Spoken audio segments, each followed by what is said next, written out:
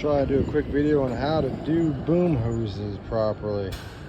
You always want to start right here at the basket and make sure there's plenty of slack, so that way there's roughly about this much room right here at the very front of the boom. These hoses here, you want to make sure they hang down a little bit, just roughly about that much. And then once you get back here to the jib cylinder, make sure there's a nice good loop here.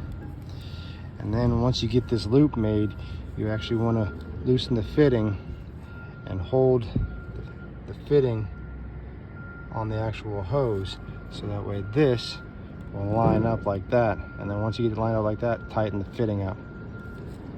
Okay, and then once you get back here, you want to make sure there's actually quite a bit of looseness, because when this thing bends, it needs to have slack. See how these are all tight? See how these are all tight? This needs to have this nice little loop here. So these all got to be loosened up. I still got to do that. I'm just showing you some examples. And when you get back here, and you've already installed the hose, you want to make sure, see how this here is super tight? There needs to be about a good finger's distance in between it on both sides. And you want to try and get your hoses to line up as best as possible. See how these are all crossing everywhere? You don't want these crossed.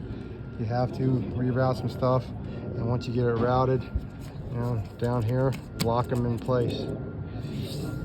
This is a little tight. It's not, I gotta loosen this up. You don't want these to be this tight. You want to be able to have about, you know, a 1/2 inch to 1 inch of a gap right here. And then once you get this section done right here, run your function, deadhead it 5 seconds each side, and then come back here and check the gap again. Once you check the gap again, tighten everything up, tighten your clamps up here and on the front, and work your way back here to the back. Work your way down, getting rid of the slack.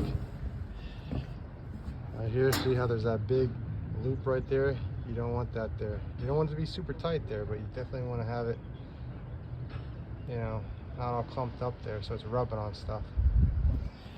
And you want to hide all your slack down here in the engine bay. If there is any slack, this is where you want to keep it.